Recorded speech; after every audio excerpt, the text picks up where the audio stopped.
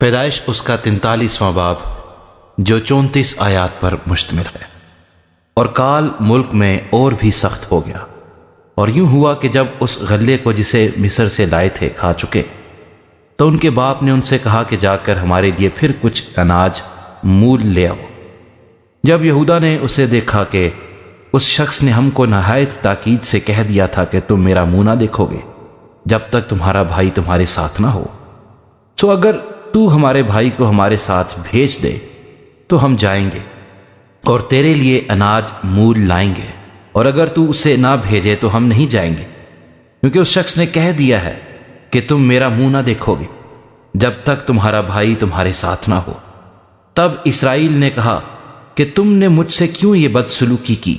کہ اس شخص کو بتا دیا کہ ہمارا ایک بھائی اور بھی ہے۔ انہوں نے کہا کہ اس شخص نے بجد ہو کر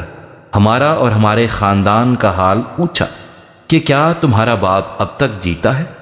اور کیا تمہارا کوئی اور بھائی ہے؟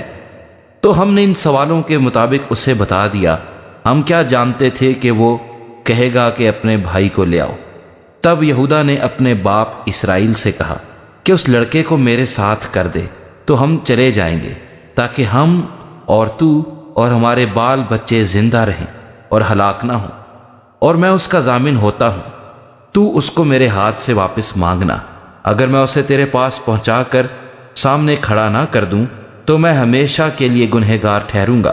اگر ہم دیر نہ لگاتے تو اب تک دوسری دفعہ لوٹ کر آ بھی جاتے۔ تب ان کے باپ اسرائیل نے ان سے کہا، اگر یہی بات ہے تو ایسا کرو کہ اپنے برتنوں میں اس ملک کی مشہور پیداوار میں سے کچھ اس شخص کے لیے نذرانہ لیتے جاؤ، جیسے تھوڑا سا روغن بلسان، تھوڑا سا شہد، کچھ گرم مسالہ اور مر اور پستہ اور بادام اور دونا دام اپنے ہاتھ میں لے لو، اور وہ نقدی جو پھیر دی گئی اور تمہارے بوروں کے منہ میں رکھی ملی اپنے ساتھ واپس لے جاؤ، کیونکہ شاید بھول ہو گئی ہو، اور اپنے بھائی کو بھی ساتھ لو، اور اٹھ کر پھر اس شخص کے پاس جاؤ، اور خدائے قادر اس شخص کو تم پر مہربان کرے تاکہ وہ تمہارے دوسرے بھائی کو اور بنیامین کو تمہارے ساتھ بھیج دے۔ میں اگر بے اولاد ہوا تو ہوا۔ تب انہوں نے نذرانہ لیا اور دونا دام بھی ہاتھ میں لے لیا، اور بنیامین کو لے کر چل پڑے، اور مصر پہنچ کر یوسف کے سامنے جا کھڑے ہوئے۔ جب یوسف نے بنیامین کو ان کے ساتھ دیکھا تو اس نے اپنے گھر کے منتظم سے کہا،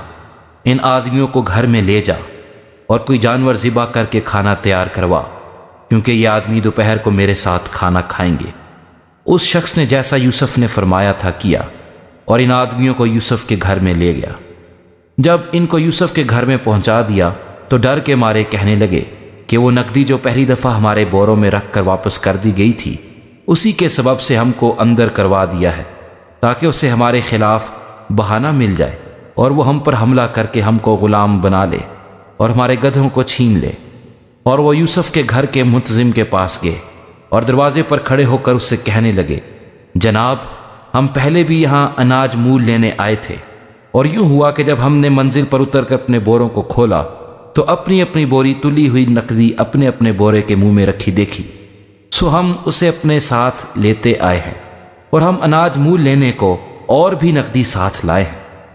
یہ ہم نہیں جانتے کہ ہماری نقدی کس نے ہمارے بوروں میں رکھ دی۔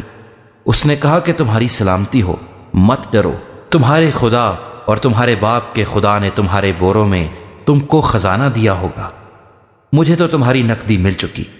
پھر وہ شمعون کو نکال کر ان کے پاس لے آیا، اور اس شخص نے ان کو یوسف کے گھر میں لا کر پانی دیا، اور انہوں نے اپنے پاؤں دھوئے اور ان کے گدھوں کو چارہ دیا۔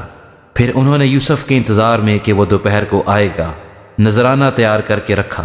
کیونکہ انہوں نے سنا تھا کہ ان کو وہیں روٹی کھانی ہے۔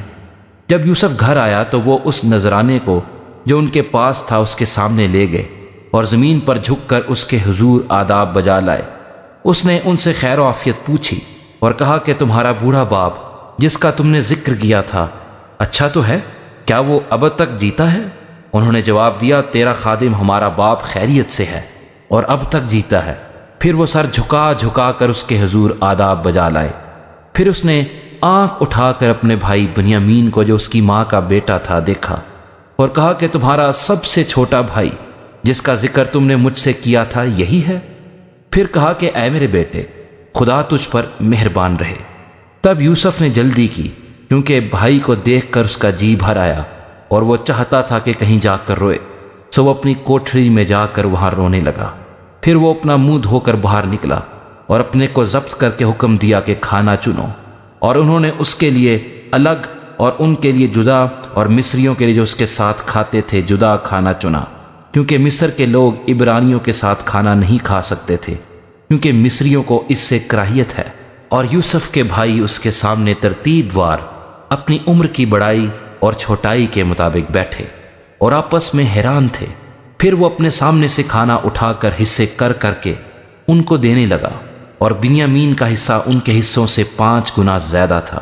اور انہوں نے مے پی اور اس کے ساتھ خوشی منائی۔